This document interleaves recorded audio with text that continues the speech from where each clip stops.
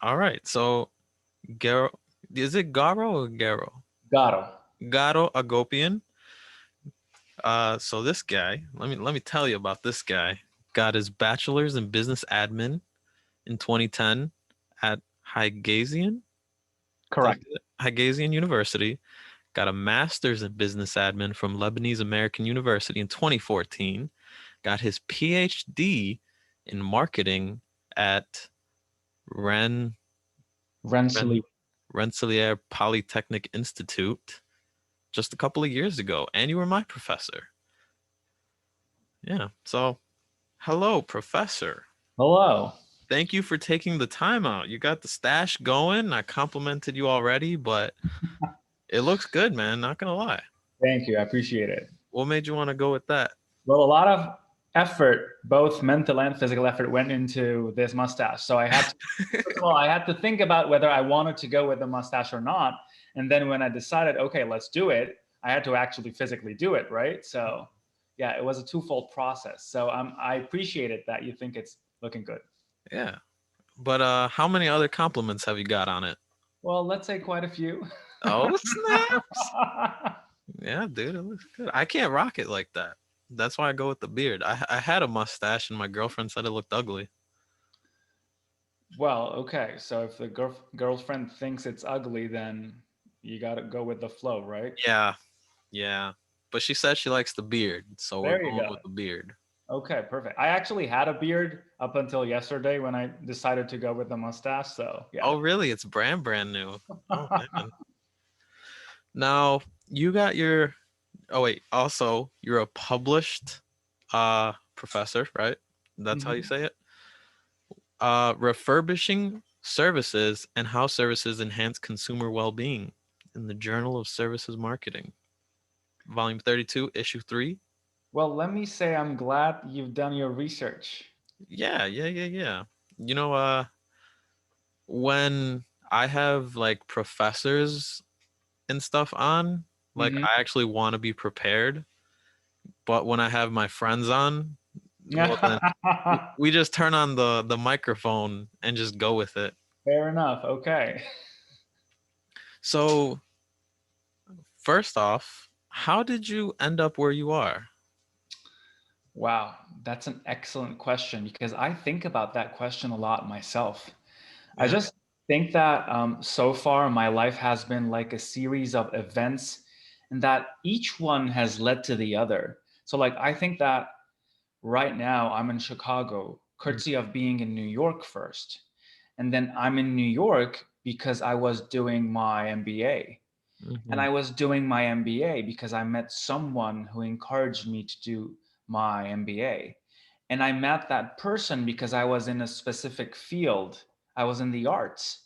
So, and I was in the arts because I was in a competition. And I was in a competition because I was bored with my corporate 9 to 5 job. Mm-hmm. And I got a 9 to 5 job to begin with because I had my undergrad degree. So it all feels like one step leading to the other up until this point.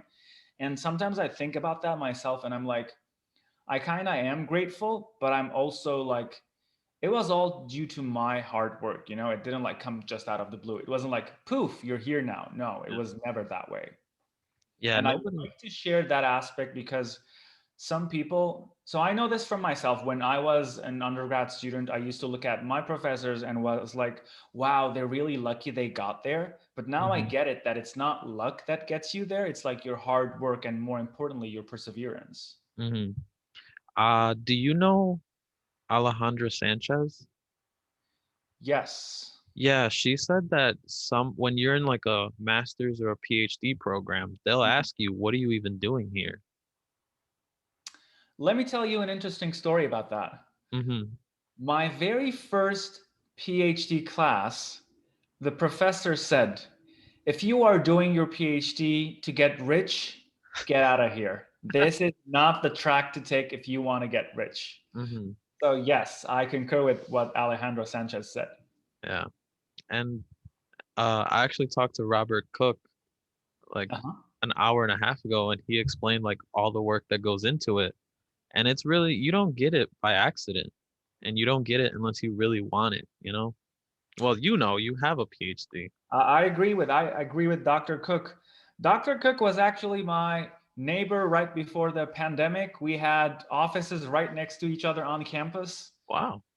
Yeah, but like not anymore, I guess. Yeah, not anymore. And both of you came in roughly the same time, right? Yes, I came in exactly a year after him. Okay. So he came in 2018 and I came in 2019. Ah, so I was like your second semester or third semester? I took your class. December of 2020, Which semester was that? fall 2020. Fall 2020 was my third semester. Oh wow. Yes. Well, it's an honor. You're a pretty laid back, easygoing professor. Thank you. So remind me again, which course was that? Because I can't keep track of the courses. Understandable. Intro to marketing, I believe. Or Okay. no, marketing three something. Principles of Marketing 350. Yeah, there we go. That's the one I took. Okay, yes. So for those that don't know if they want to take Professor Agopian's class, go for it. If anybody ever is deciding, and this is the moment, just choose that class. Pretty cool. Thank you. Well, to address that, let me also tell you that my social media marketing class that I'm teaching this semester is at capacity. And so maybe you want to plug that in, that they won't blame you afterwards for telling them to take my course. And then I won't be like, oops, no more capacity. Sorry. Blame I, Angel. yeah, you better get on that wait list. Yeah, If I'm exactly. if I'm not mistaken, the cap is 40, right? It is 40. However, if there is like a student who's going to graduate by the end of the semester and really needs to take that course, I will make an exception. But as I said, that exception is only for graduating students. And I will be needing like a letter from the advisor or someone so that I know that indeed, if they take the course, they Yeah. will be graduating at the end of the semester. Like if that's their last course. Exactly. Yes. If it's their last course, I'll make an exception and I'll have 41 students in my class. No problem. Huh. So, do you mind if we start with kind of like your life story? Because you're not from America, you're from Lebanon, right? Correct. So I was born in Lebanon, but Hmm. I want to go back a little Even just so before then. you get the full story. Okay. I was born in Lebanon. However, ethnically, I'm Armenian. Really? Yes. Okay.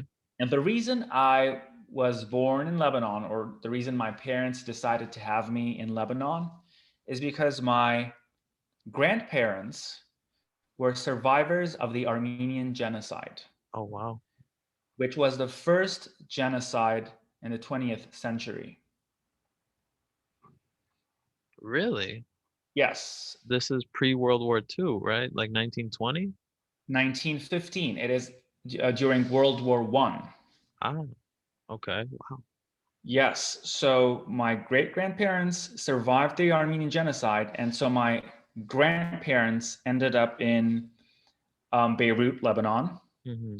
and my parents were not well off to be able to go back to Armenia when there was a mass movement, because after the genocide a diaspora forms, and Hmm. then there are usually movements to take people back into the homeland.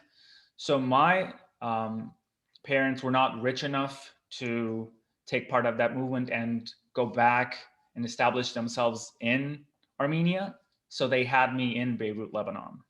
Oh, wow. So I grew up in Beirut, and so Beirut itself is a very metropolitan city, Yeah.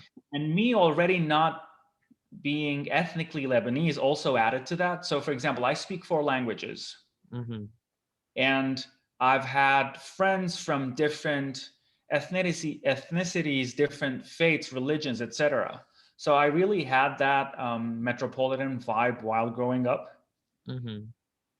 I was also very well versed in the arts and languages, the humanities. At one point, I wanted to put my language skills to use. I wanted to go into translation, but then And I was thinking about this today, like what happened that I decided not to go into translation and decided to go into business. It was like kind of a push from various sides, you know, situation, financial, economic, also parents, etc. Anyway, I'm so grateful that I went into business because right now I love what I teach. Hmm. I love marketing. What was the question? Sorry. Oh, it was just your life story.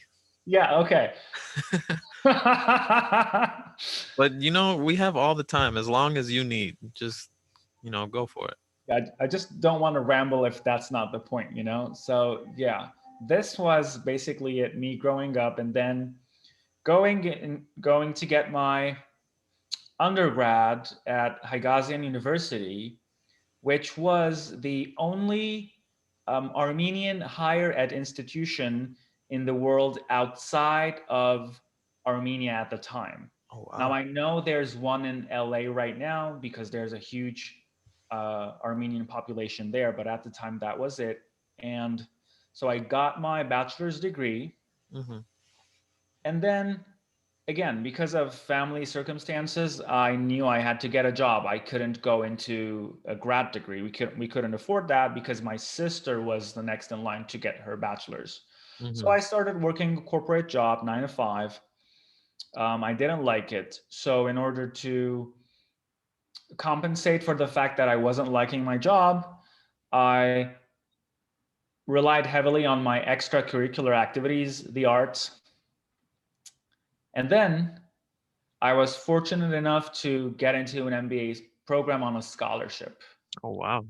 Yeah, so it was very clear for me that I couldn't afford it, so I had to find a different way. So I'm like, let me rely on my um, disciplined attitude. So I went and studied for like entrance exams, etc. And I already had good grades in undergrad. And I had some working experience because I was working at the time. So all of those contributed in me getting a scholarship to pursue my MBA at the Lebanese American University, Hmm. Is which is a very prestigious institution. Did you have a question? that was like there was a 4-year gap.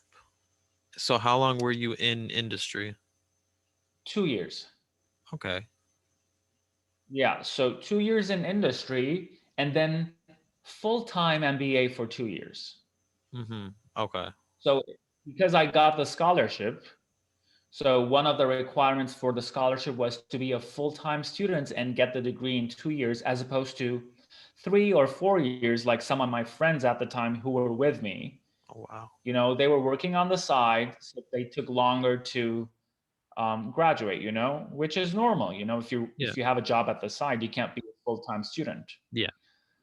So that's why there's that 4 year between getting my undergrad and my master's, because for 2 years I was in industry, and then for 2 years I was a full-time student.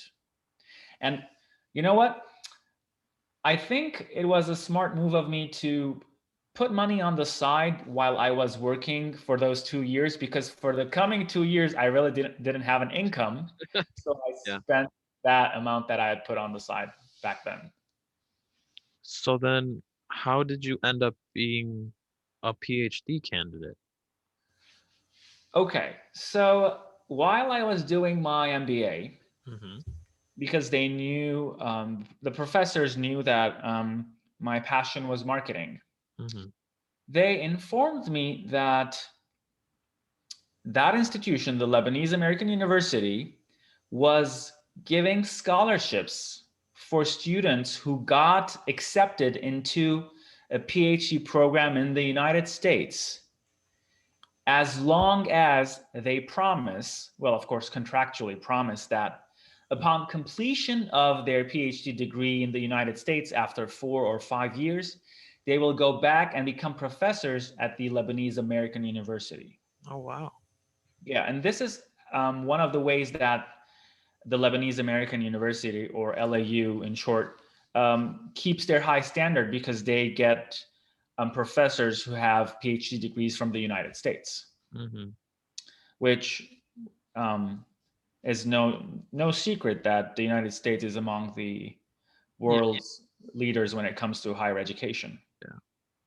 So that is how I was made aware of that fact and also was encouraged to go and pursue my PhD. Uh, Rensselaer. Am I saying that right? Rensselaer. Rensselaer Yes. Polytechnic Institute. That's in America? That's in New York. Oh, and then that's how you said you were in New York. Correct. So, how did you end up in Chicago? Good question. So, when I was nearing my completion in New York, I knew that I was going to graduate. I was on the job market and I started um, getting job offers from different institutions. And I had also applied to Northeastern. And when I came to interview at Northeastern, um, it was not only professional, my interest also became personal because I really felt like a very positive, very warm vibe from all of those who I interviewed with. Hmm. Be it the other professors, be it Dean Bedell, et cetera, et cetera. And towards the end of the day, when my interviews were coming to an end, I told Dean Bedell, I was very frank. I said, Dean Bedell, I already have other job offers, but I really want this job. So if you can do anything, it'll work out great. And then I at the end of the day I told him, and if not, also please let me know so I can take one of the other job offers that I have. So he said that he will get back to me um, by the end of the week. Hmm. And then lo and behold, it was Thursday evening, I get a call from Dean Bedell. He said, and I don't know if I can say this because I want to try and quote him verbatim. He said, "They told me you're my guy." And also the interesting thing is that day it was November 29th. I still remember that because it was my sister's birthday. So I immediately texted my sister. I said, "So I'm getting this on your birthday, so it means this is a very good sign." Oh my gosh. That's how it happened. Wow. That's like a series of fortunate events. Like you know Kind that of. like Yeah. that book show? Uh, Yes. it's like the exact opposite. Like it just Lemony Snickets, right? yeah. Wow, So that's yeah. So if I may, I mm, just want to say to everyone, all your listeners, that each step in itself could be a step that you could build upon. So no step is like a step in vain, hmm. if that's even a correct phrase, but you get the idea. Well, dude, you speak four languages. You got a whole lot of different things you could say, right? So, what four languages do you speak? So I speak Armenian because that's my native language. At home, we spoke Armenian. I went to an Armenian school, at church, Armenian church, etc. Okay. Then we also spoke Arabic because that's the national language in Lebanon. Wow. So you have to speak Arabic.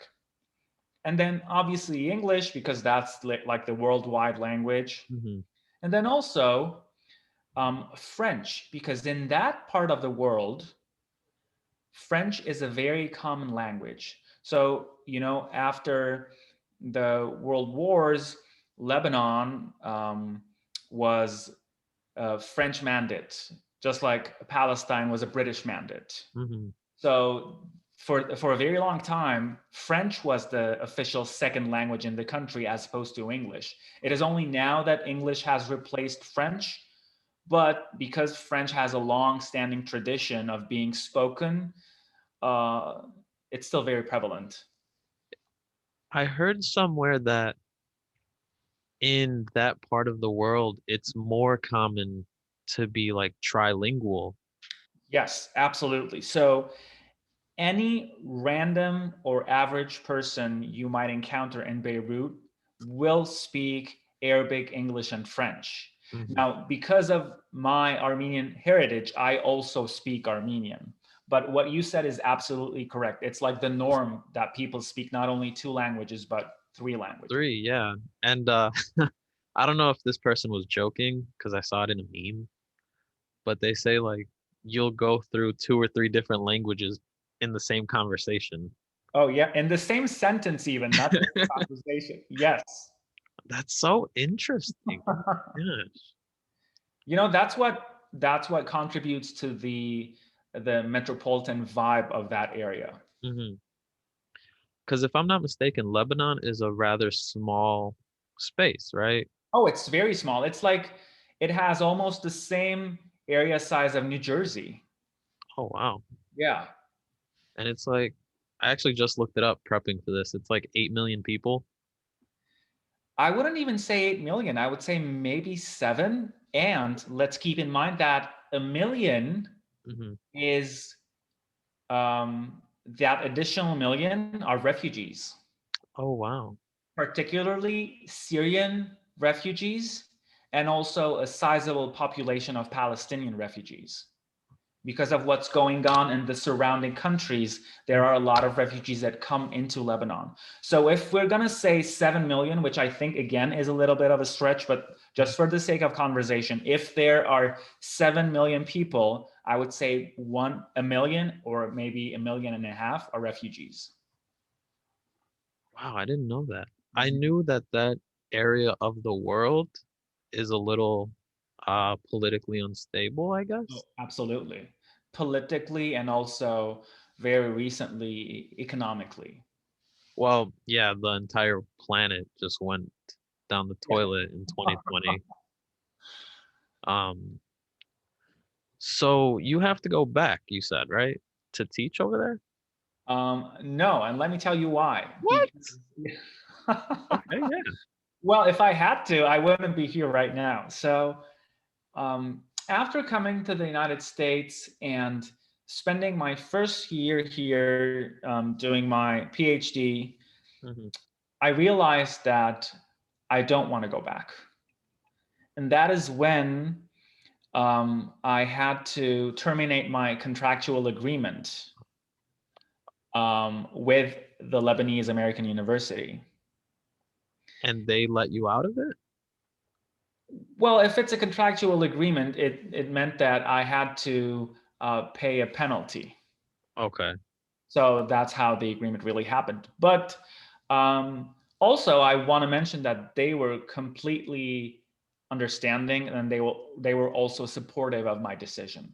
Really? I've Yes.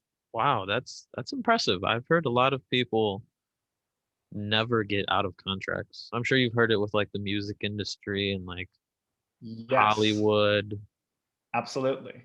or like sports contracts. That's or even like major, companies. Mhm. If there's like a merger or something, and they're like, "Oh, actually we changed our mind."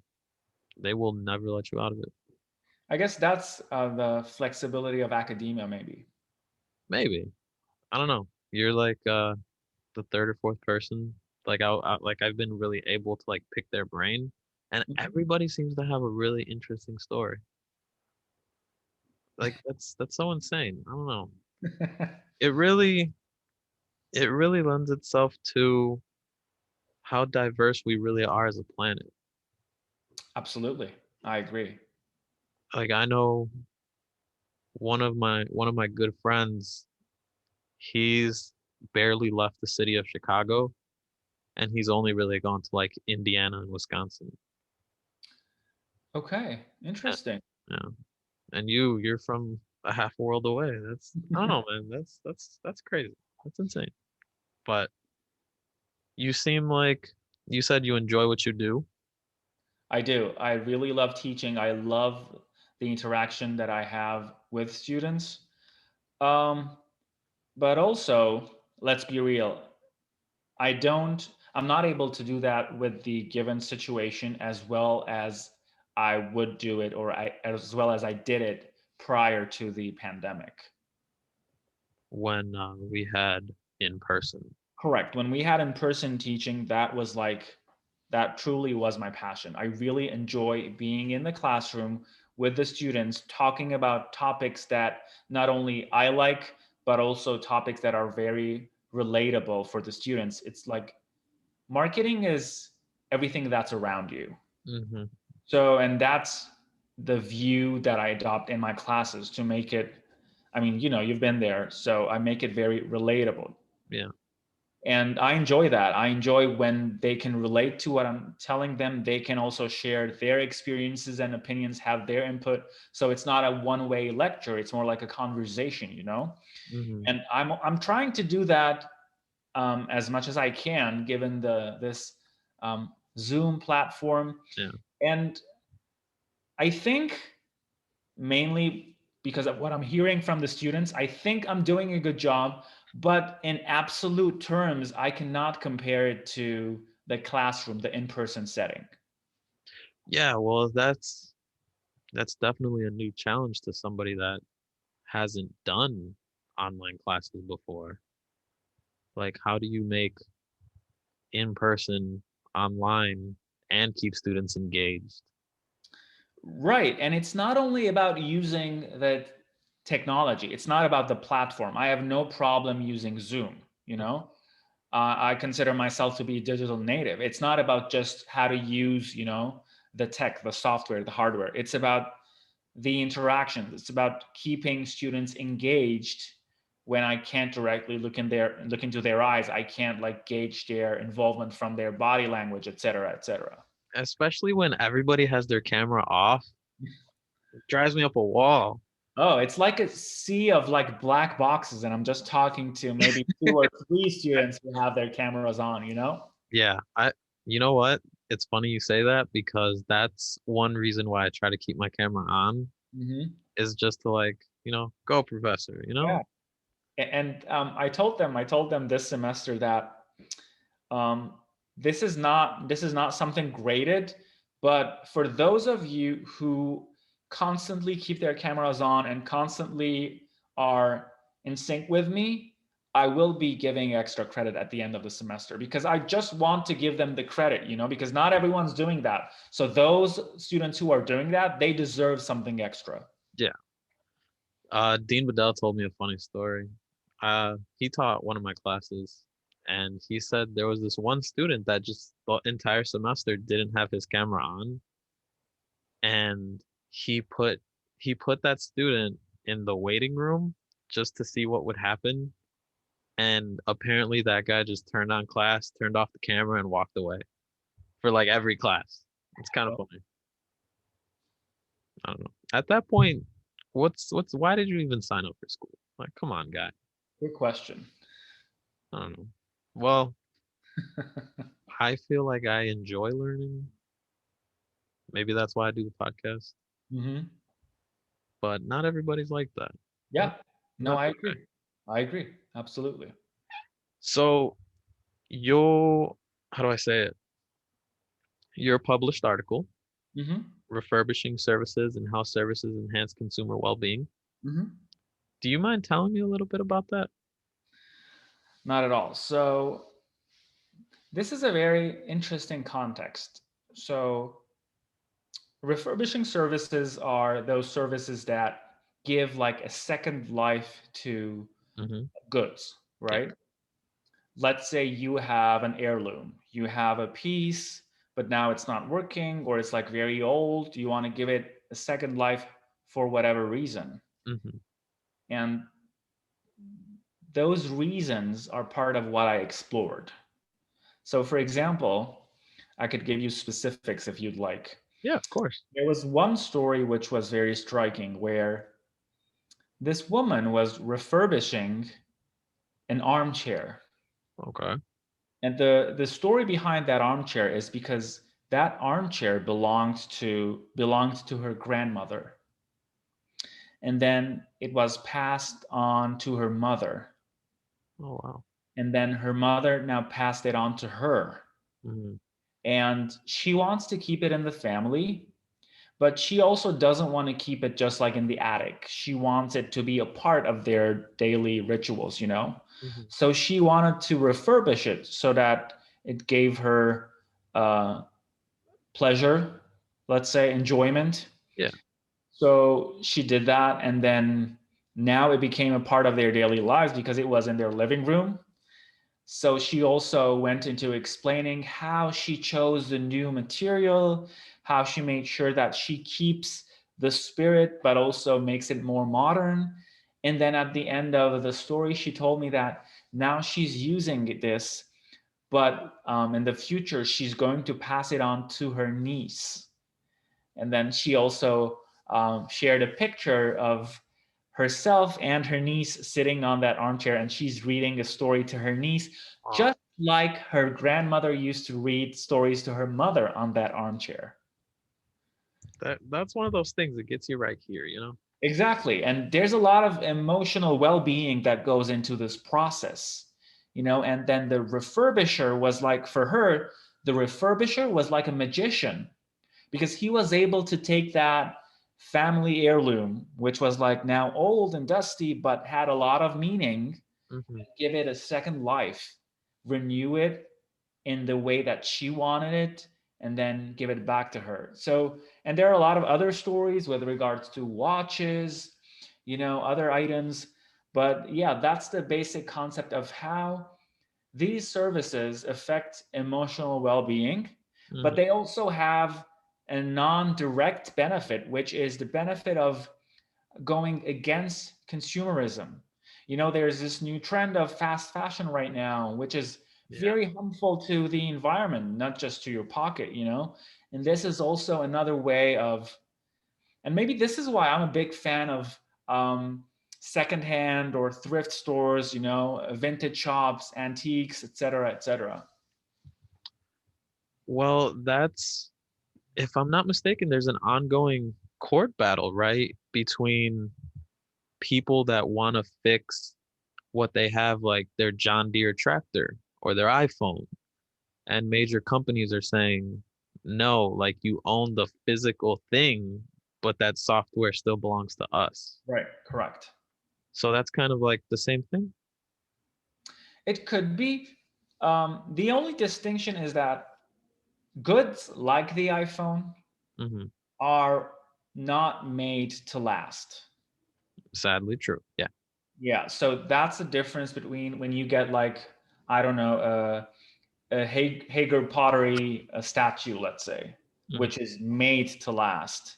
And then that is something you would consider refurbishing down the line, especially if it has some sentimental value for you, or maybe you're just gonna put it on resale. But the iPhone is, as you said, sadly, it's not one of those type of goods. Yeah. It's one of those things they come out with a new one every 12, 14. Right. And don't get me wrong, I have an iPhone. I love the iPhone, but just I have to be objective here. Yeah. Yeah. It's like it's like saying your cousin does something bad. Like, yeah, that's family and you love them, but Yeah, kind of a exactly. dummy, right? I mean, I just got my iPhone, this one, back in May, and Mhm. now it's not already the following May, and I'm already thinking, do I want the new one? And Don't fall also, to the trap.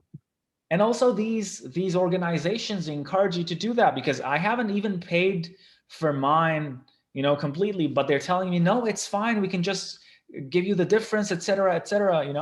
So it's like a whole trend. Yeah, we'll let you trade Consumerism. it in. Now you said, well, you didn't say it. I actually looked it up. I looked you up. You have an interest in social media, Correct. digital marketing, uh, Correct. consumer behavior. Hmm. What made you want to focus on that? So I really had an affinity for psychology. Okay. And consumer behavior is basically based on the disciplines of psychology and sociology. And then I wanted to put that into a very modern context. And I said, okay, so all of this talk about using technology, but what about the psychology of technology? Mm. It's not about only using tech and getting the numbers, et cetera, et cetera. My perspective is, how do people use tech? Why do people use tech, et cetera? These psychological questions, the underpinnings of using, and in particular, social media. And I assume you delve deeper than, you know, it lets people stay connected. Oh, yeah, absolutely. And this was like the topic of my dissertation. So it was very focused. I had a very specific question I was exploring. What was that question? So the question that I explored in my dissertation was, how do experts Hmm. present their expertise on social media? Yeah. Okay.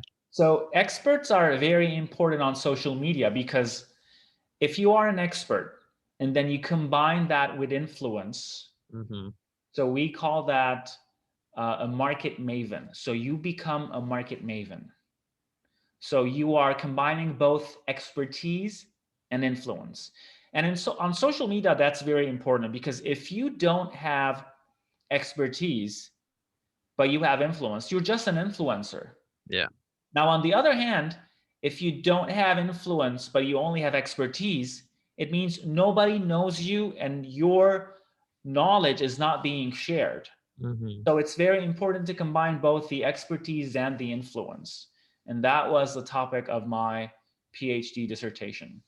Is that what I'm about to say, toward a framework for establishing social media market mavenism and expertise presentation approach? Correct, absolutely. So I studied how these market mavens who combine both expertise and influence are presenting their expertise because it's very important to present your expertise and not only present yourself as an expert. So I can come on social media and I'll be like, yeah, I'm an expert because I have, let's say, a degree in marketing. So I'm an expert in marketing.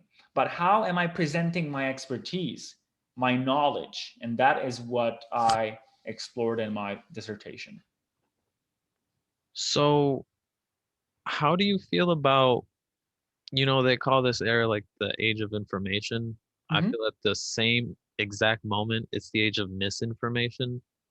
Absolutely. So how do you feel about like fake experts or like stupid people leading more stupid people? That's one of the opening paragraphs in Oh, my really? dissertation. I cannot talk about my topic without at least acknowledging this whole trend, let's say, of like you said, something simple like fake news Yeah. and those spreading fake news.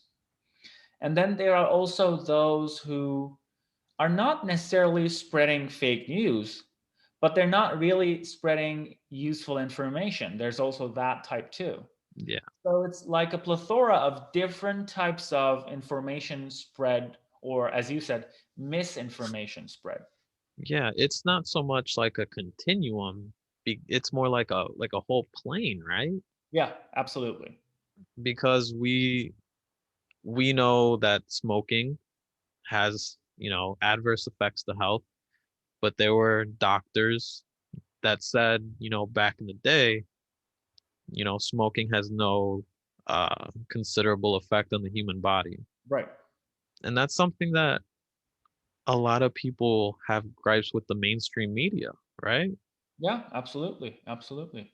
Like these people, like they are experts, but they're not necessarily spreading misinformation, Correct. but it's not 100%. Yeah, no, I agree. Absolutely.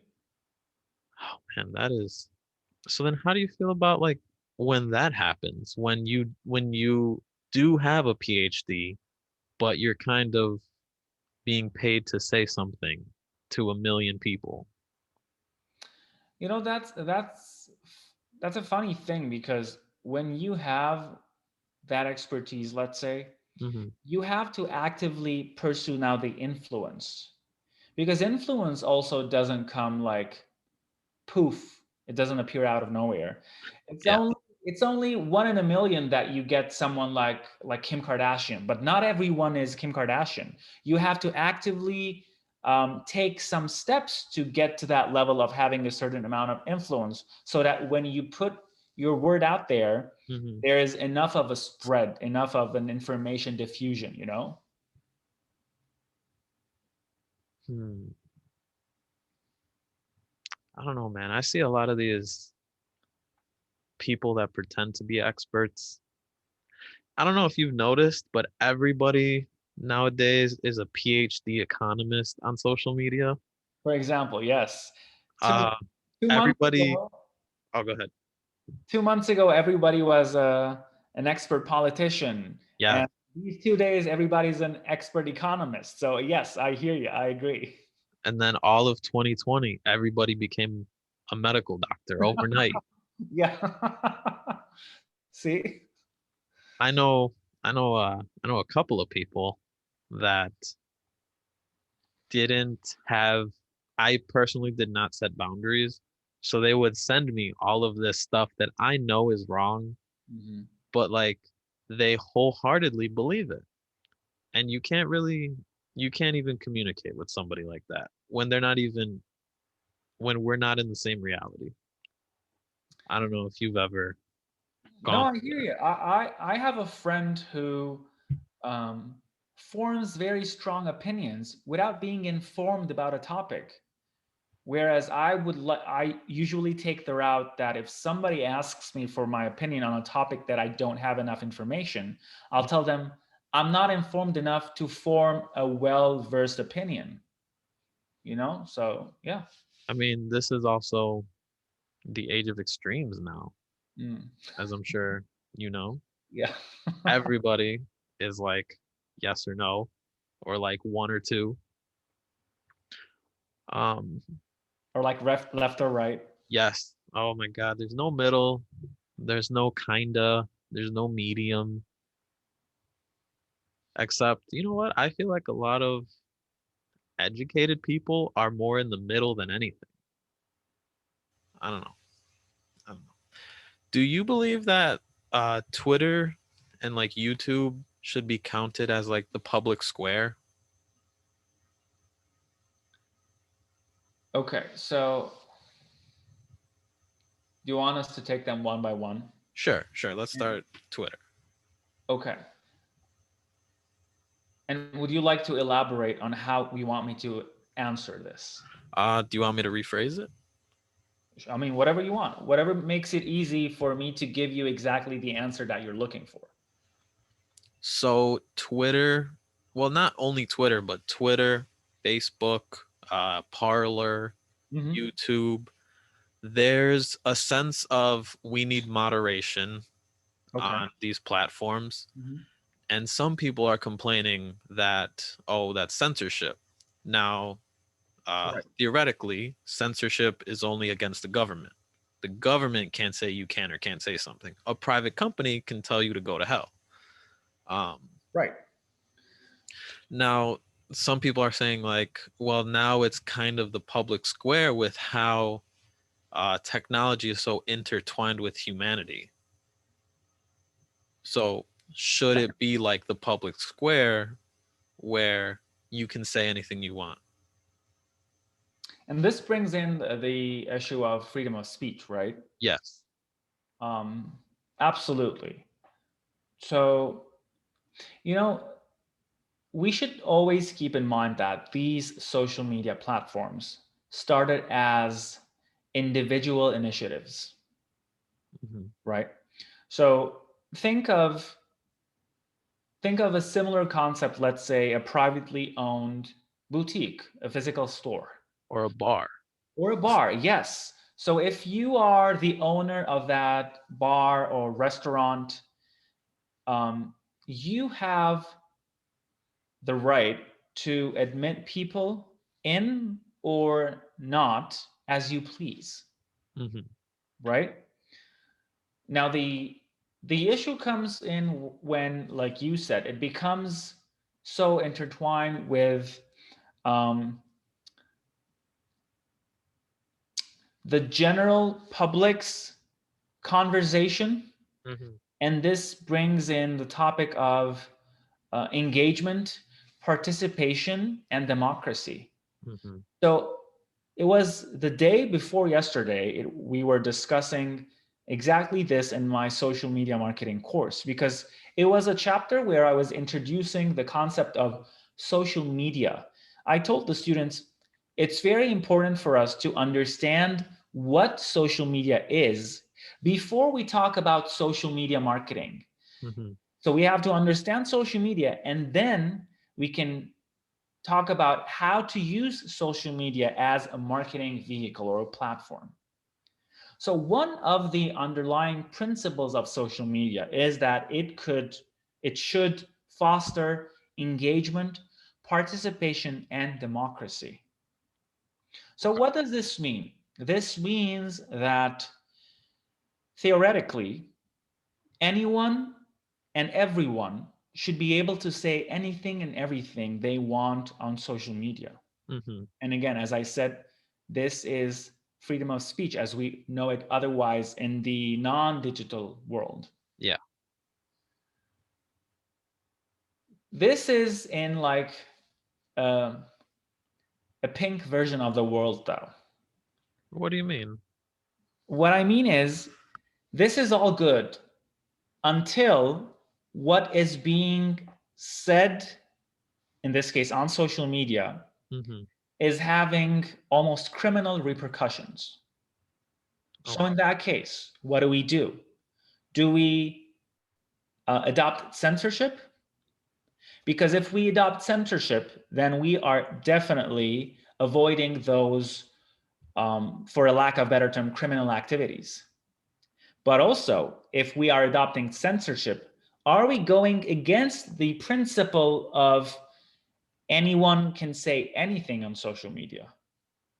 So it's a very thin line for which so far we don't have the clear cut answer, Mm-hmm.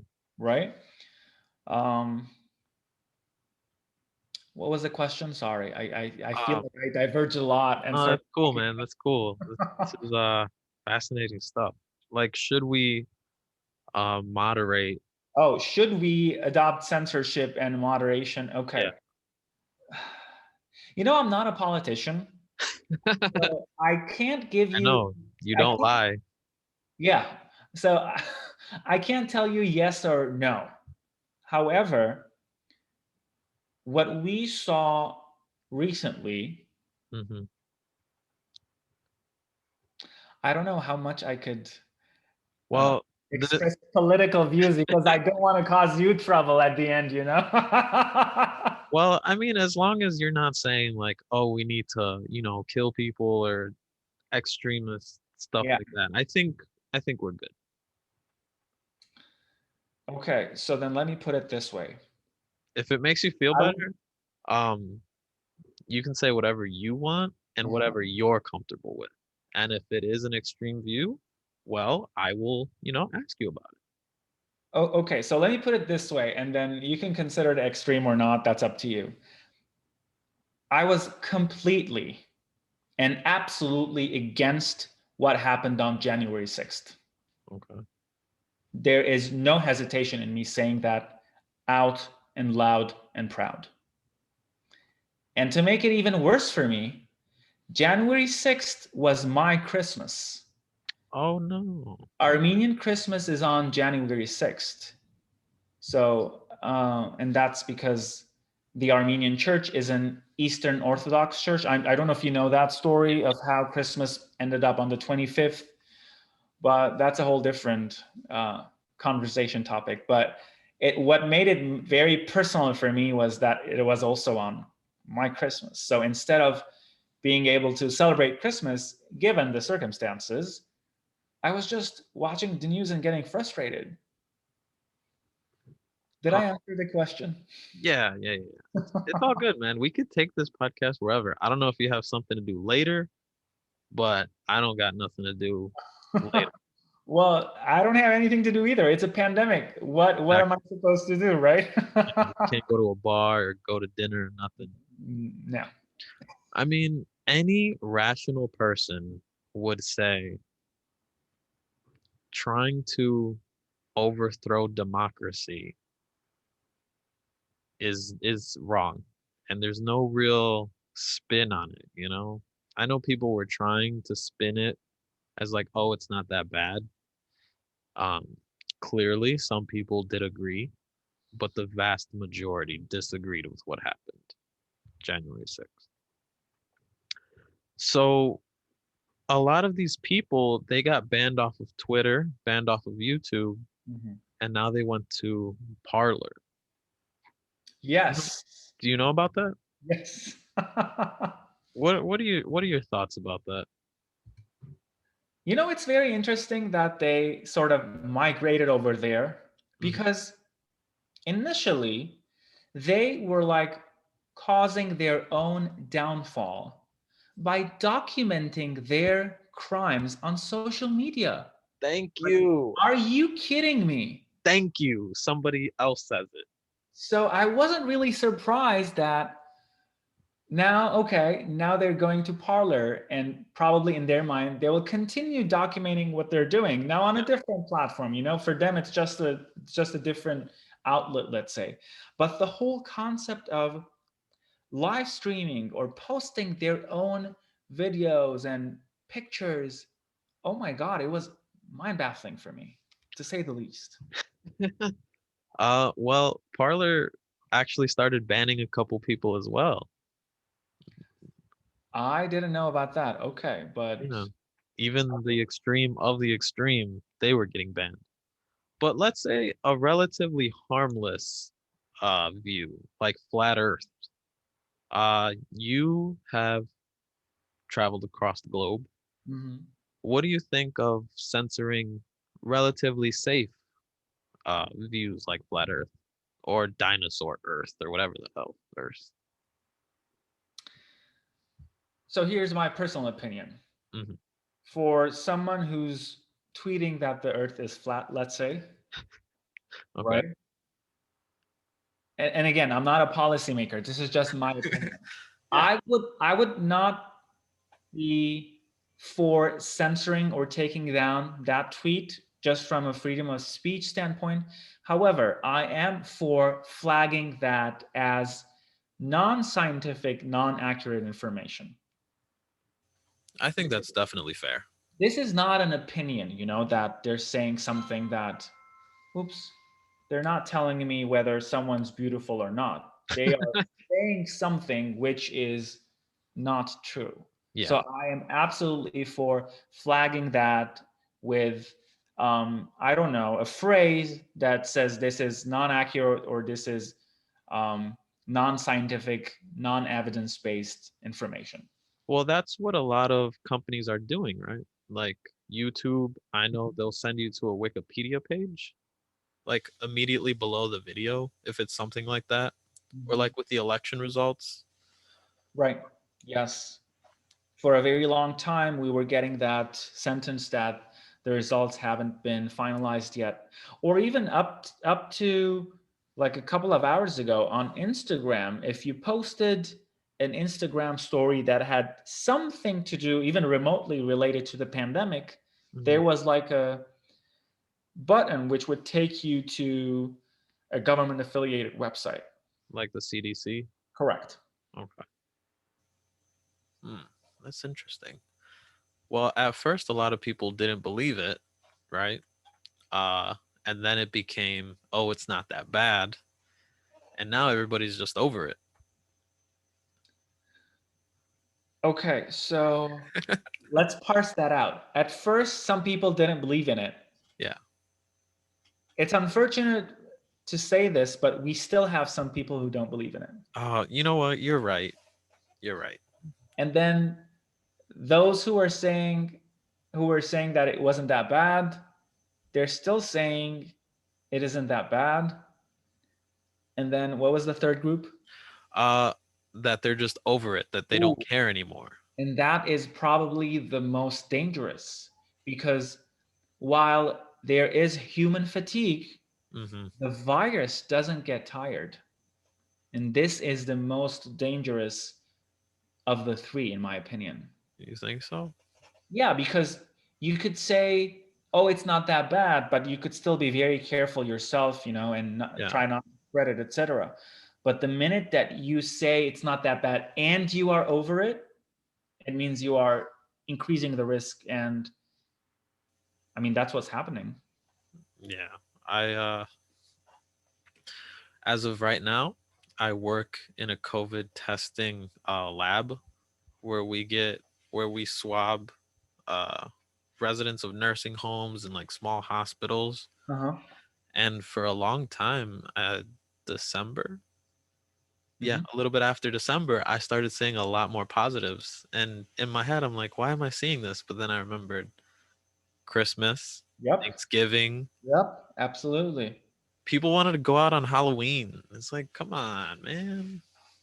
And I'm assuming that since you administer the tests, you guys are taking precautions Yes. yourselves, right? Yes. We have the N95 mask. We have a Uh-huh. face shield, a Okay, good. lab coat, gloves. And you know what else? Even with all that, I still tested positive for it. And unlike other people, you know, Uh-huh. thank thank everything, that I didn't have symptoms or like really bad symptoms. But unlike a lot of people, I did not leave this house for 14 days. So you had very mild symptoms? Yeah, I had pretty much no symptoms, Okay. but I still tested positive, and we get tested 3 times a week. Hmm. Just because some people, the moment you test positive, you have to know. Right, right. Yeah, but I don't know, man. What's You know what? Let's say something good. Let's say something good. What kind of music do you like? Well, how did I assume that you were going to ask that when you said, let's say something good? Wow, we are in sync. That's good. Yeah. What kind of music do I like? Well, since I speak four languages, Yeah. I not only listen to music in four languages, but I listen to music in languages that I don't even understand. Oh Actually, wow. yeah, today I was doubling down on my Italian playlist, which I don't understand Italian. Yeah, or I also have some playlists in other languages, particularly languages that, for example, my father also speaks Greek, so I have a Greek playlist which reminds me of him, and you know, so Wait. definitely music in different languages. But if I so just so I'm not very vague, let me give you examples in at least the English language music world. So uh, how should we put it? Should I give you, let me give you examples of my favorite artists. Would that be good? Yeah, yeah, for sure. Okay, so in the English language speaking world of music, and this is data based because I'm a huge fan, I am a heavy user of Spotify. So Spotify gives you a lot of analytics. Yeah. So according to Spotify, first of all, I listen to a lot more female artists than male artists, Okay. which I'm very happy about because I'm a proud feminist myself. Hmm. So, but again, to give you just a few of concrete examples from the older generation, my favorite musician is Cher. Really? I'm a huge Cher fan. So much to the point that actually today my mom asked me if I would like to name my dog after Cher. And I Oh wow. that's a good suggestion. Let me think about it, but I digress. So, and then from the newer generation, I'm a huge fan of Christina Aguilera. I really love her vocals. She's an absolutely amazing vocalist, and none of the other newcomers can compare to her. Now, and let me also give you a couple of male musicians I really like. I like Michael Bublé and Seal. Seal with the face. Yes, with the face. I've been fortunate enough to experience him perform live, and it was mind blowing. Oh wow. He embodies the uh, characteristics of a full, well rounded musician. Oh wow. Yeah. I hope I gave you an idea of the type of music that I like Yeah. from artists. Do you consider it like traditionally pop? Traditionally pop, yes. Now, also particularly, what do you call that? Traditional pop? Is that even like a correct term? So Yeah. like Michael Bublé would be considered pop standard or traditional pop. Yeah. But I also really like, and again, courtesy of Spotify, because according to Spotify, these past few years, I was listening not only to regular pop, but specifically to dance pop. Huh. Like So, the kind of pop they play at the club? correct. Yes, the kind of pop that would play at the club. And I think there is a trend of artists migrating from regular pop to dance pop, because what we saw, and because I'm in marketing, I pay attention to these trends.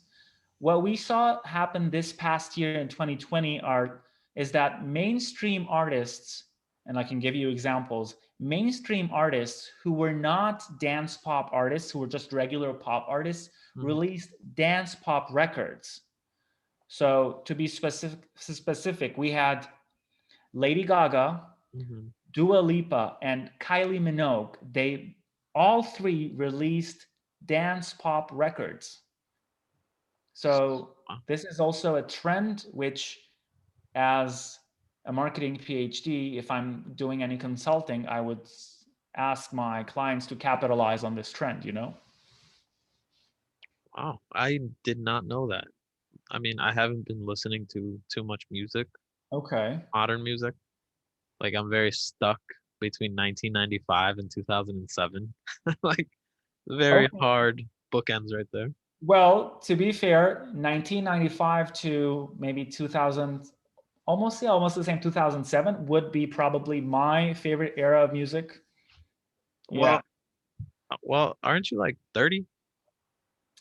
Well, should we disclose that? I mean, you could say like kinda Well, you of. already read like the years of my graduation, so it's no joke, like the cat's out of the bag. So yeah, but what's the question?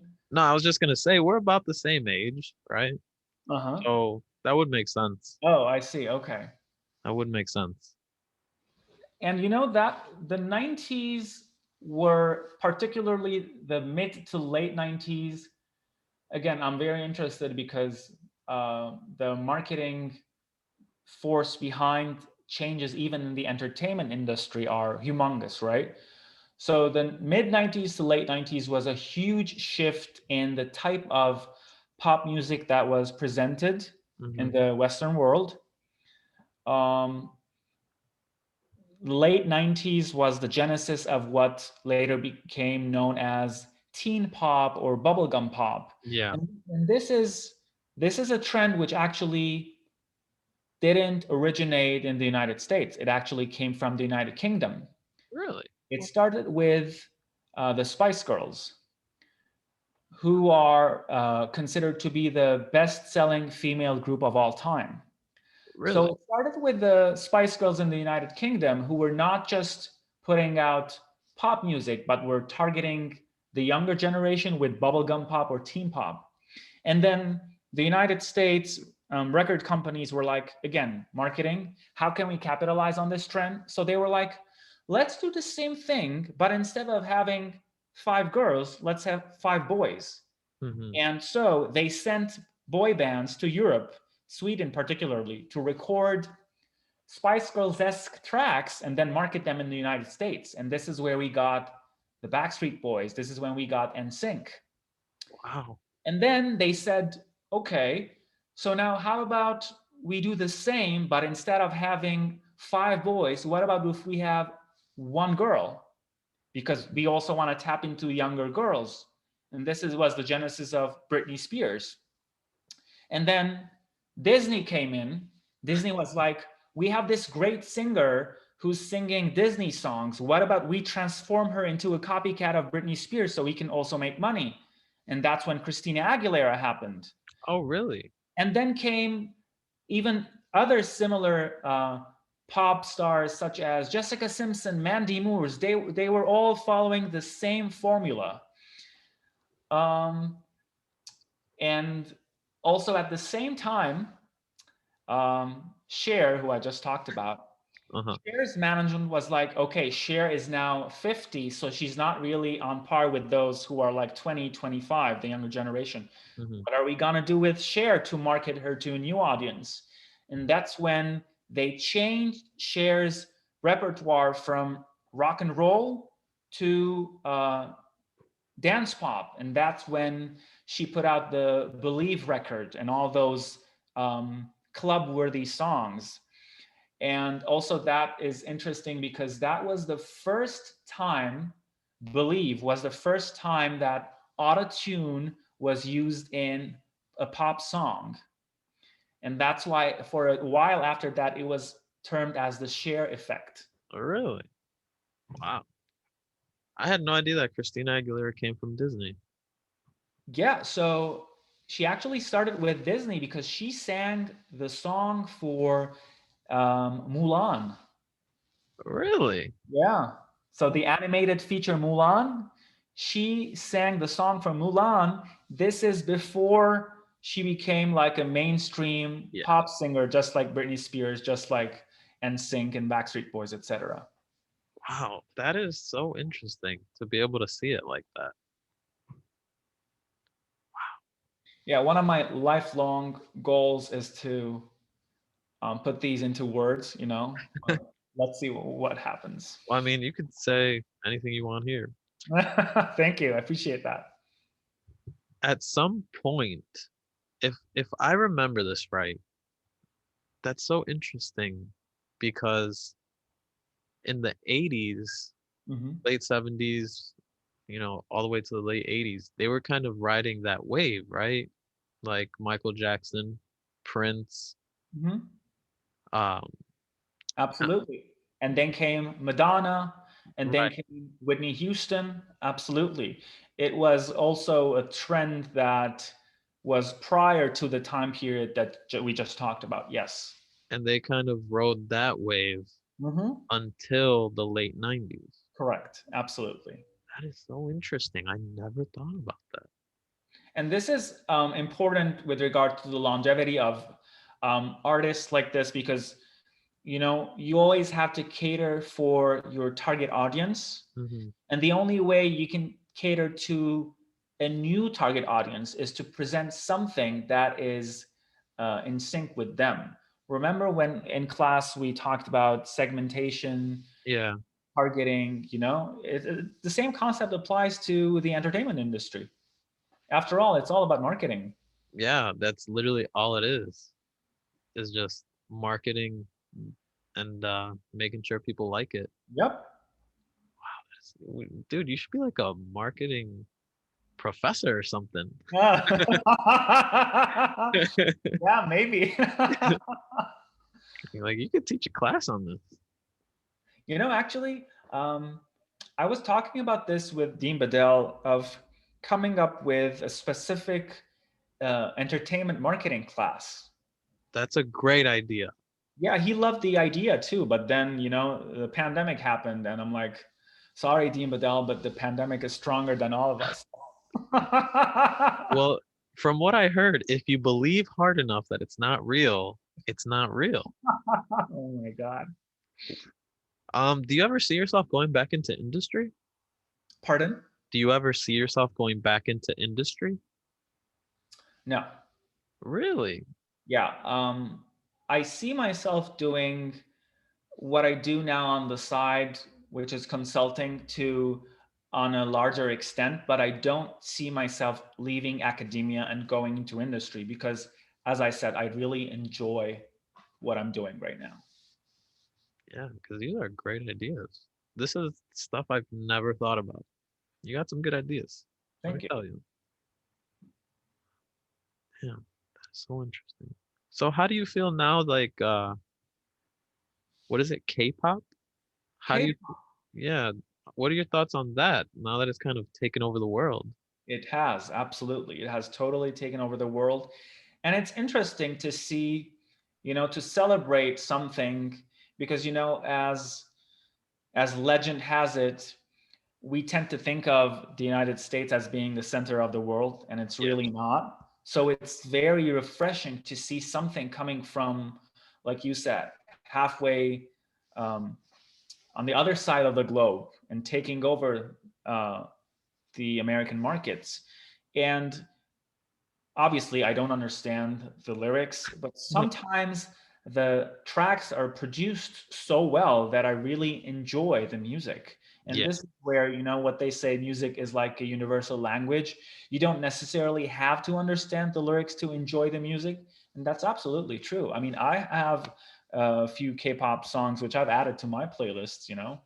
Oh, that's really cool. Do you remember Gundam Style? Yes.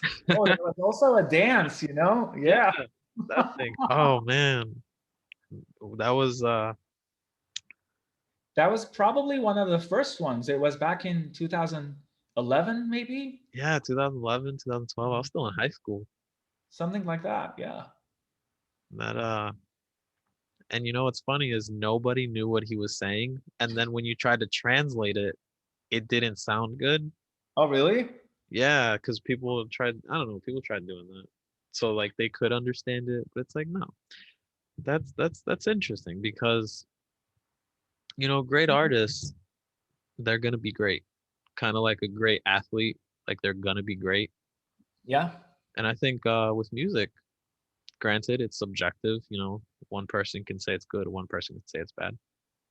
But you can't really deny something that just sounds good to the ear, is the way I explain it to people.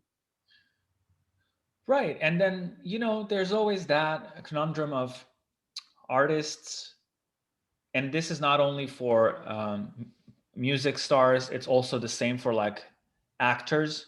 Mm. The artist arrives to a certain point in their career where they don't necessarily want to cater to their audience, but they want to do something because they want to do it. Right now we see a lot of very popular, very successful actors, actresses do like small independent films because that's their passion, not because that's going to make them millions of dollars. And it's the same thing with music stars too. Yeah. What do you think is the future of digital marketing? Because, the modern internet is still super young and we Yeah, hopefully last another 50, 60 years. it is super young. And this is one of the discussions that we actually had a couple of days ago in class, where I talked about the web in its initial form, and then Web 2.0, and then how that facilitated the foundation of social media. But just as a very general observation, digital marketing is here to stay. Yes.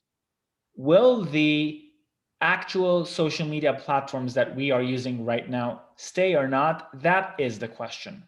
So digital marketing is not going away. The question remains, which platforms will continue to be the most successful and popular platforms? Because think of MySpace. It was super popular. Yeah. Now it's almost like non-existent.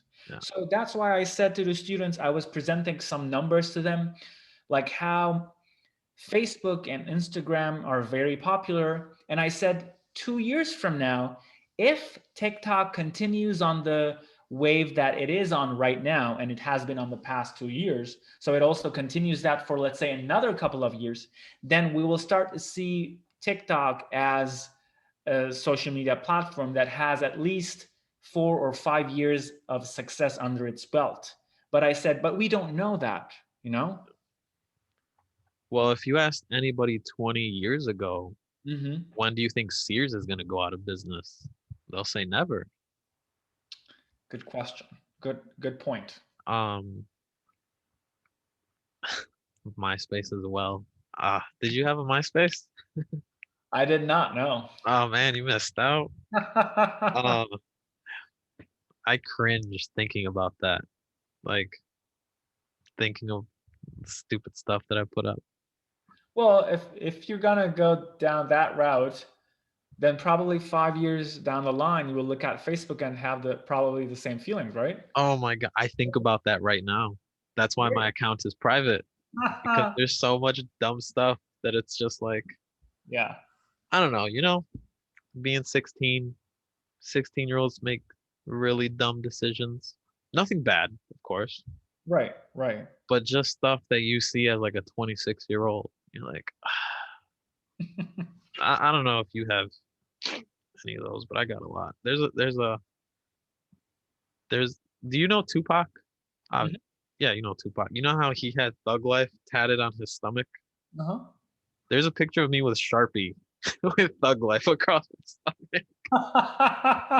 Oh my God. Was that like a Oh my God. Halloween costume? No, I No? just did it. We were just hanging out and there was a Sharpie right there. And that's the type of stuff that keeps me up at night. That kind of stupid decision making. You know what? It was in the moment, it was fun. There's no point on dwelling on the past. What I could tell your listeners is that if you want to do something that you want to look at in the future and say, "Oh, I'm glad I did it," is keep an eye out for your LinkedIn account. Yeah. Because what I explained in class again the day before yesterday is that 94% of companies right now use LinkedIn as part of their recruitment pipeline. Hmm. And that is exactly why one of the class assignments in the social media marketing class that I'm teaching right now is for students to construct their LinkedIn profiles according to the rubric that I'm going to present to them. Which is like make it awesome. Make it awesome. Don't um, half-ass it. Can I say that? Yeah, of course. This isn't radio. Have like a proper, not just a profile picture, but like a cover photo, have your intro written well. If you're not a high school student anymore, so you have done stuff. So write those down. When you're in high school, I understand. You can tell me, oh, I haven't done anything. I've just maybe like done a summer camp or something. Yeah. Okay, fine. But you are in college, so you have stuff to write there. So again, proper sentences, well written paragraphs, not like a whole page. Nobody wants to read a whole page. Yeah. And then all the other um, parts that are included on your LinkedIn profile, complete those, put relevant information, etc., etc. Honestly, there are some students that go to college, go to class, do their time, and go home, and that's it. And they don't really do much of anything else. And those people do exist. And I kind of feel bad for them, you know? Well, don't they get like maybe an internship or a part-time job in the summer? I mean, definitely some people do. But I'm saying the ones that don't. Yeah, well, I feel bad because, like, we'll find something, and that's where I come in. I'll find something that they've done, even as like an activity, just to relate that, make it relevant to their career path right now, so that we could put that as something important on the LinkedIn profile. Because the LinkedIn profile, think of it as your online CV. It's like the same thing. mm, I consider it like a dating profile, finding the right company. Yeah, if it's a match or not, right? Yeah, exactly. Yeah, I remember you said you had a job, a corporate job that you didn't like. correct. Would you mind telling me what that was? Sure. So, no, I wouldn't mind. So, Okay. um, so I had two jobs. Simultaneously? No, one after the other. Okay. So I started at one company. That was a company which was a producer of F&B, food and beverage products. Okay. That was my first company. And then the second company that I worked at was in the B2B sector. So it wasn't B2C, it was business to business. And Mm, it sold large equipment and machinery to other companies. okay. So, for example, HVAC, which is like ventilation, air conditioning, et cetera, et cetera. So they would sell related items and products to other companies. Hmm. Like, for example, NEIU is an organization. NEIU would buy HVAC related material from that company, let's say. So what part of the corporate job did you not enjoy? I think the fact that I didn't enjoy the corporate jobs was directly correlated to the fact that I had to sit down, like behind the desk, behind the computer screen from 9 to 5 every day. And that was not what I wanted. I really wanted to work with people. Hmm. And this is where academia comes in. And this is why I tell you, I don't see myself ever going back into industry. And I know I shouldn't say never, because never say never, right? Yeah, right. But I wouldn't want to go back into academia because I really enjoy sorry, I wouldn't want to go back into industry because I really enjoy the human component of academia, where I can work with people, the people being the students, being the other professors, the administration, the dean, et cetera, et cetera. I enjoy working and interacting with people. That is what I didn't like. I liked what I did because I did marketing related stuff, but I didn't like the context. Wow, that's you know what's funny is I used to be a waiter, and when I would tell people, "Oh, I'm getting an accounting degree," they would tell me like that you're not going to do it. Like you're not an accountant. You're not going to sit behind a desk. I mean, granted, I'm kind of sitting behind a desk right now, but I think I'm in the same boat as you. Like I'm going to finish this degree Mhm, and maybe get another bachelor's. mhm. But yeah, like the human aspect, like I don't know, you can explain it better than me. Like there like something's missing. Right. That being said, even if you're going to work in a human laden context, let's say, Hmm. you definitely still need to get your degrees, right? And by degrees, I don't necessarily mean, like you said, two bachelors, but also maybe a bachelor and a graduate degree, not necessarily two bachelors. But in today's world, that is like the basic requirement. You have to get a degree Hmm. so that you can end up doing what you want to do, right? Yeah. I I actually I actually think that like 100 years ago, the high school diploma was, that was enough.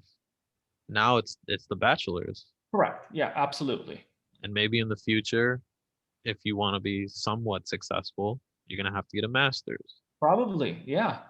But like you said, currently you do have to have, it's a no-brainer. You do have to have a bachelor's degree. You cannot become somewhat successful, like you said, just by banking on your high school degree. Yeah.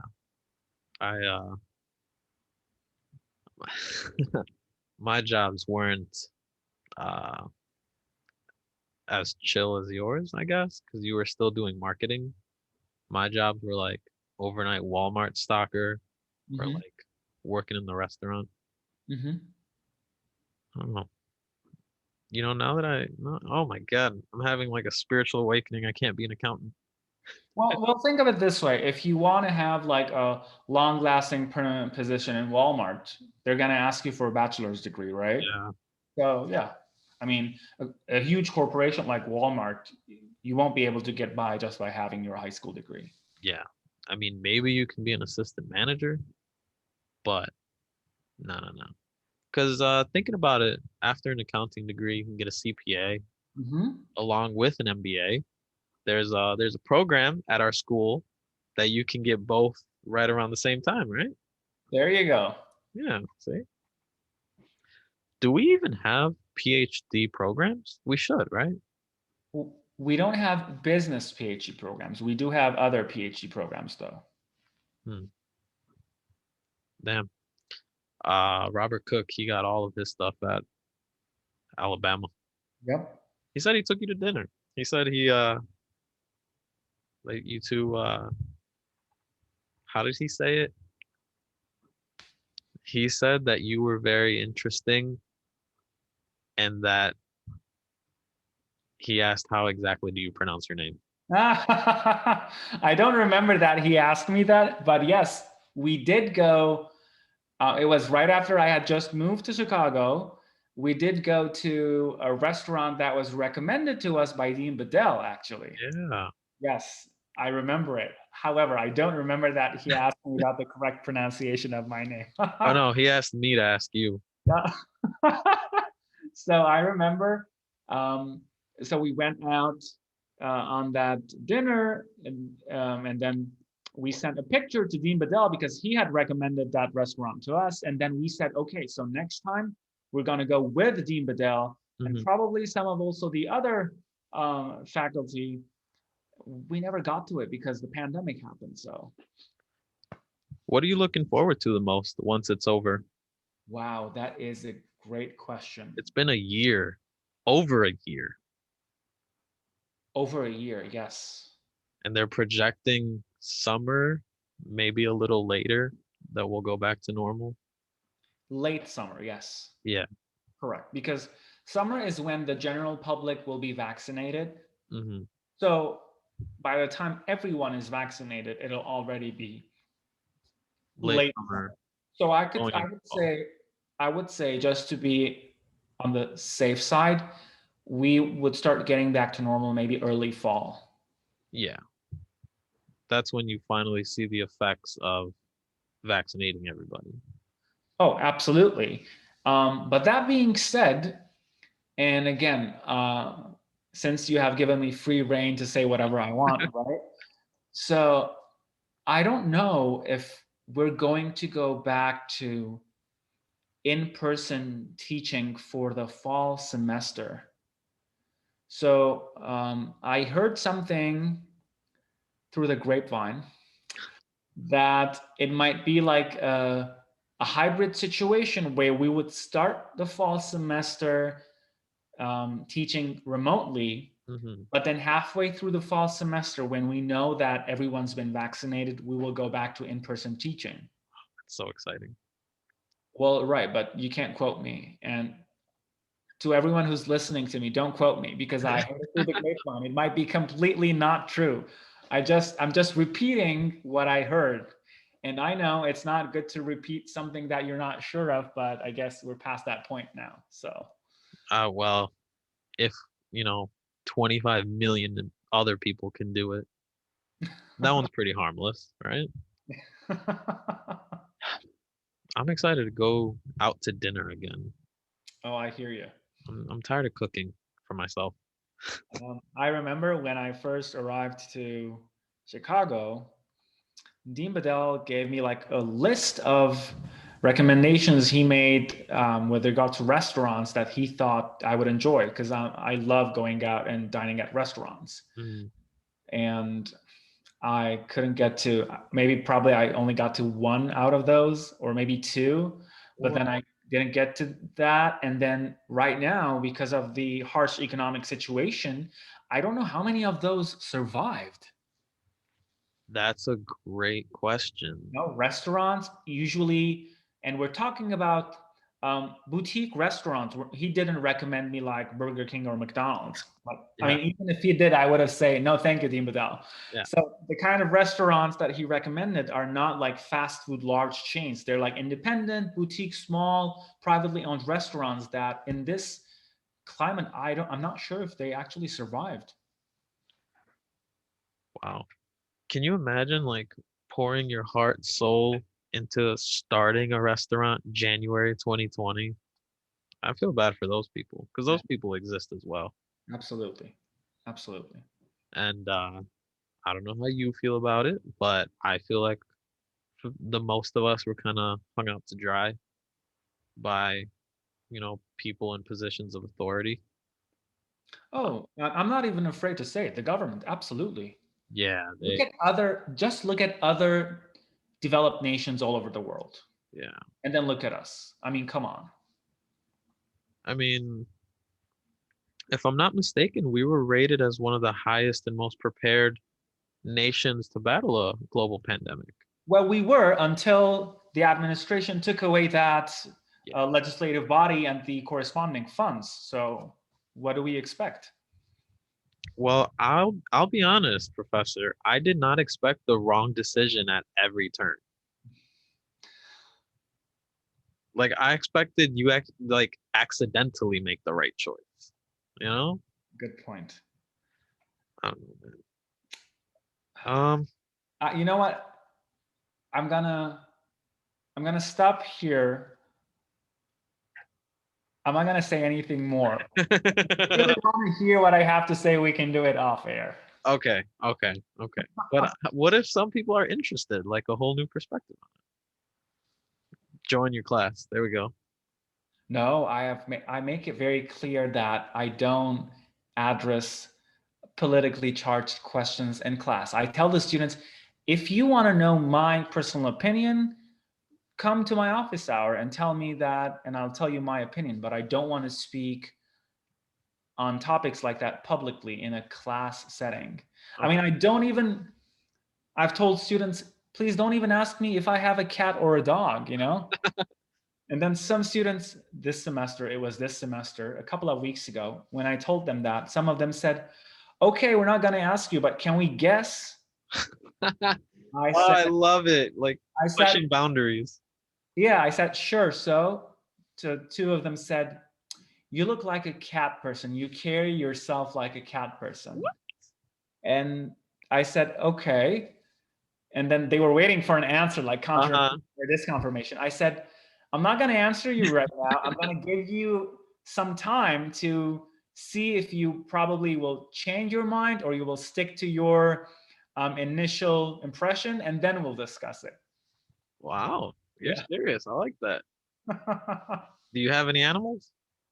Well, should I say it now on the podcast? Yeah, say it. If they made it this far, dude, we've been going for like an hour and a half. Well, yeah. Um, I don't currently have a pet, but I am getting a dog. Nice. What kind of dog? I'm getting a French bulldog. Those are like the smaller bulldogs, right? Yep. Oh man, with the big ears. Correct. The I, bat type ears. dude. I mean, Yeah, and Professor, that's that sounds great. Are you gonna yeah, get like very a puppy? pardon. Are you getting a puppy? Or are you gonna adopt like an older dog? No, she's a puppy. So she was born on January 3rd. So she's exactly 4 weeks tomorrow. Oh my gosh. Yeah.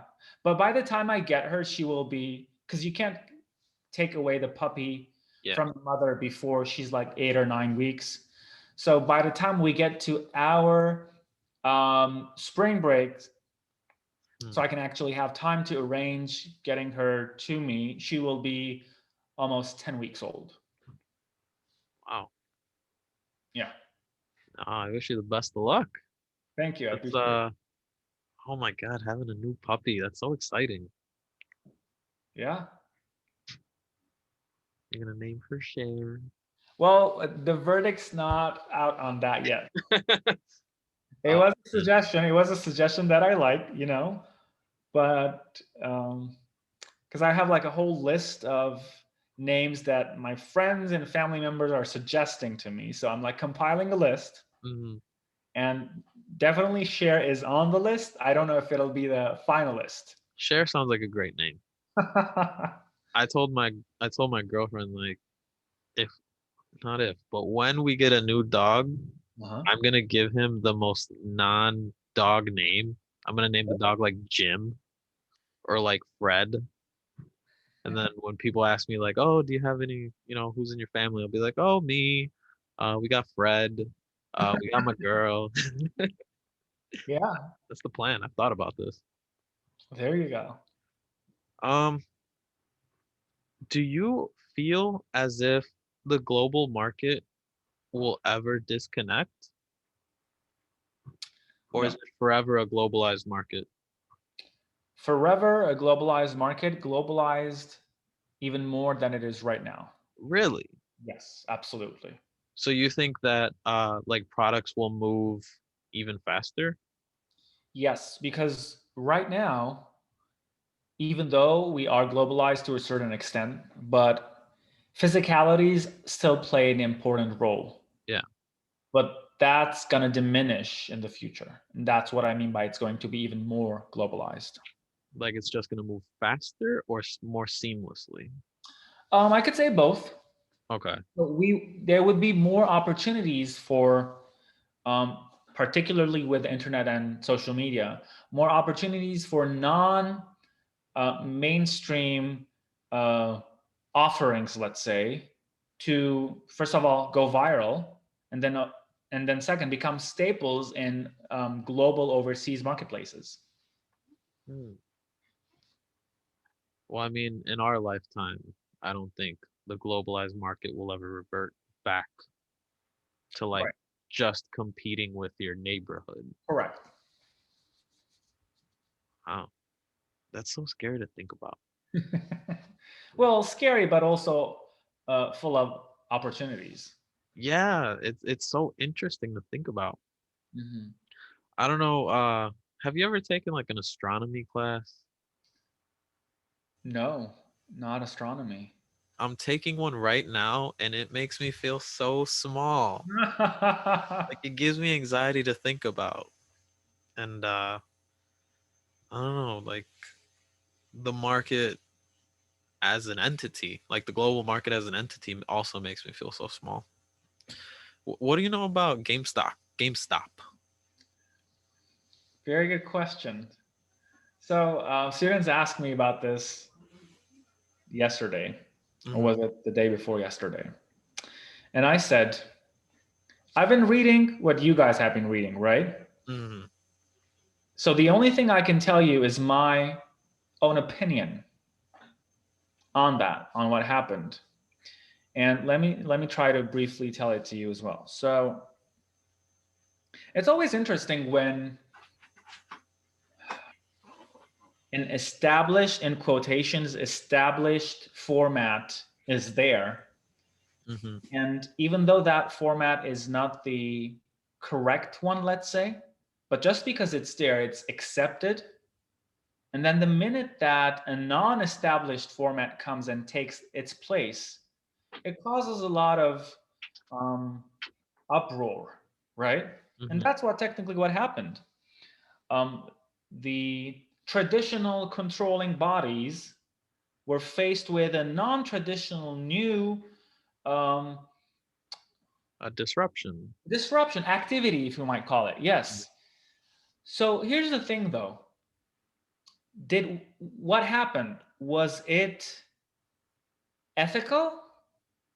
Was it legal? All of these questions come to mind. And we might think that, okay, it might not be ethical because people had specific intentions in mind while they were doing that, et cetera, et cetera. Hmm. But it was completely legal because other people have been doing that for a very long time. So, what makes this one illegal? Just because it's different, just because it was unexpected, just because it was non traditional, you know? It's because us commoners, we were actually moving the market. Yeah, exactly. So, and this is what I told the student, and this is just my opinion again. Yeah. I feel like it's definitely going to be a case study. Yeah, totally. Absolutely. Market shock. Yeah. Um I the only other one I can think of would be Volkswagen in 2008, where for like 30 minutes or something like that, it became the most highly valued company on the planet. And that was 2008. Wow. Do you remember that? You were in college, right? 2008, was I in college? You graduated 2010? Yes, I was in college, correct. Damn, that's so. I feel sad that I had to pay my school tuition, so I couldn't put money in. But same thing I'm telling other people. If I get that itch to buy it, I'll buy it at $300 a share. I don't even care. I just want to be a part of it. There you go. As a fellow commoner and as an avid Reddit user, I love Reddit. You should get on Reddit. I know you have a Twitter. Uh, I saw that you actually have a YouTube, right? I do have a YouTube. I have a personal YouTube channel, an academic YouTube channel where I post my lectures, and I do have a Reddit too. Oh shit! Something that every Redditor knows, of course, is that you don't tell people what your Reddit name is. Exactly. Yes, longtime lurker. That being said, I was very impressed when someone from Reddit put the pieces together and ended up finding me on Twitter. Yes, that was super impressive. Were they like talking shit? Were they just like, oh hey, this No, is you? they actually wanted to connect. Oh wow. Yeah, but the way they did it, the way that they put the pieces together, super impressive. Wow. If that person were my student, Definitely extra credit. Really? I mean, they deserve it. Well, there's like what 100 million Reddit users. Yeah, exactly. So wow, that's insane. Um, I don't know, man. I don't think I got nothing else. Unless you just want to like talk about whatever you want to talk about. No, not really. I just want to give you the opportunity to ask questions that you probably hadn't planned on, but now you want to ask. Oh man. Well, there's obviously uh a heavy subject that I don't Mhm. know if you're comfortable talking about. Uh, Let's see, ask, and then I'll tell you if I'll feel comfortable or not. You know, what is the history of the Armenian genocide? I've heard it I before. I knew you were gonna ask that. Well, obviously, like that's the one thing that it's one of those things where it's like, I don't know if I should. I'll try to summarize it in a few sentences. Okay. It's a very broad topic, a lot of history, and also it's very personal to me. Mm-hmm.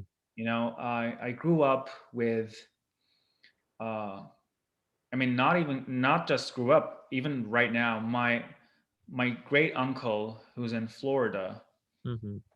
his parents were survivors of the Armenian genocide. So that makes my great grandparents.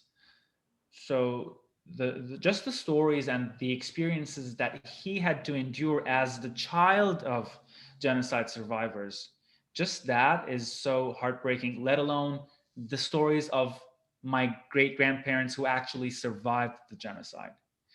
Because I was trying to, with the guidance of my great uncle, I was trying to come up with our family tree. Mm-hmm.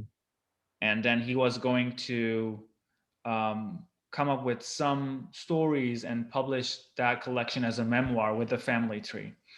And it's so sad when we're coming up with this family tree, but we can't go past a certain generation because we don't know what happened and they didn't survive. Mm-hmm. So after a certain point, we only have some stories. So again, just as a short summary, the Armenian genocide was the first genocide of the 20th century.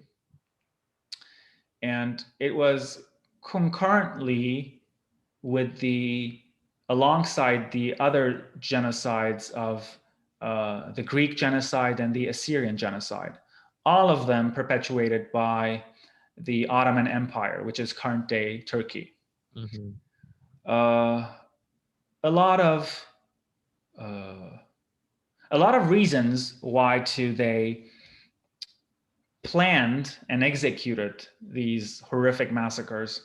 One of the reasons was pan-Turkism. It is a geographic driven objective of connecting all Turkic speaking states, nations, Mm-hmm. spanning from the Mediterranean Sea all the way to the Caspian Sea, and even beyond, all the way to Central Asia. Wow. And the only barrier, let's say, in quotations, to accomplishing that um, objective was uh, Armenia, because geographically it is south of Georgia and Russia. It's in the Caucasus. Uh, and then, and the part that's even sadder is that is an objective that is still continued to present day. I Really? mean, what happened this past year, and I don't know if you heard, again, there was a war which lasted several months, same area of the world, with the same objective of annihilating um, indigenous population, the Armenian indigenous population of a region known as R.I.G.H.T.E.O.U.S. So, and this time it wasn't Turkey, it was Azerbaijan, who is another Turkic state, a Turkish state which is in their plan of that pan-Turkism, right? Connecting Turkey and Azerbaijan. That's the objective. This time it was Azerbaijan, with the help of direct help from Turkey and indirect help from Israel, who led a multi-month war, captured a lot of Armenian cities and villages, and actually ended up winning the war, because a big nation, a large nation such as Azerbaijan, backed by even stronger nation like Turkey, and military weapons from Israel, fighting against the small country of Armenia. So it's sad that we talk about the Armenian genocide, yet it's something that's still very much carried out even to this day. now I think I lost you. I've never heard this before. Did you lose me? No. Can you not see me? Can you not hear me? Angel? Professor? Professor, am I muted? Okay. Professor? I can hear you. I cannot see you. The internet's unstable. I can hear you, but I cannot see you. Well, honestly, Yes? yeah. I mean, I could see you, no problem. Professor, can you hear me? Okay, great. Then let's just keep going. Well, uh, I thought you meant like you lost me on the topic because I never heard this before.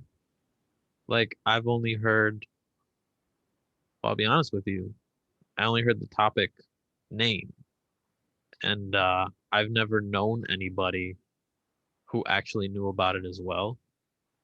Mm-hmm. Um, so from my understanding, and please correct me if I'm Mm-hmm. wrong, Armenians are hanging out, living life, and people just Mm-hmm. want to kill them. Is that roughly what it is? Oh, absolutely. Ab- That sounds Absolutely. I mean, that sounds it disgusting. happened 100 years ago.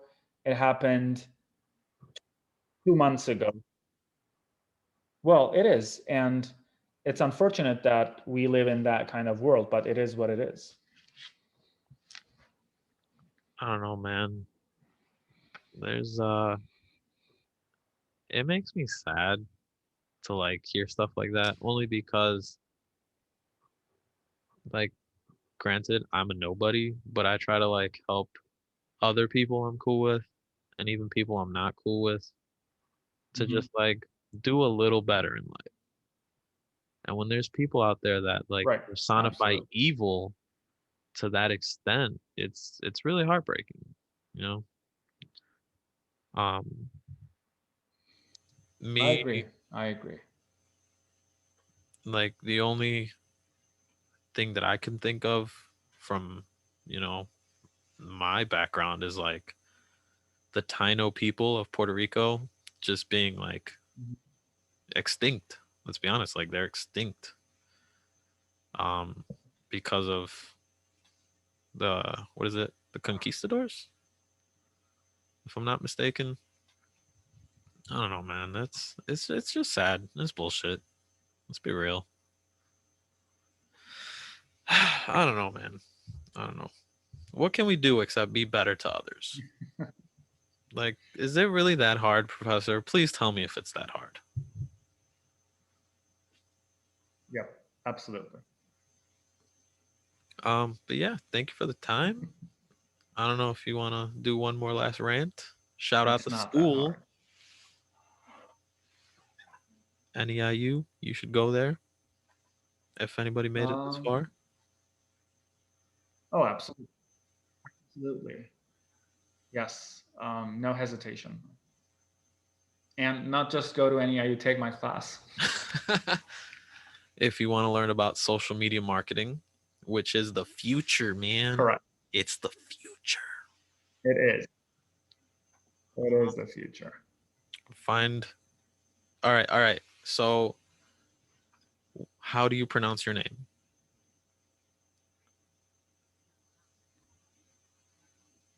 Can you hear me? Did I lose you? Garo. Garo. Okay. Garo. I can hear. Yes, correct. Okay. There's like a really long delay. I don't know. It's a good thing it happened now than an Yeah, hour ago. agreed. All right. Thank you so much, Professor. Uh, Thank you. yeah, if you ever want to be a guest again, you can say anything you want. Within reason, of course. Great, wonderful. All right. Bye.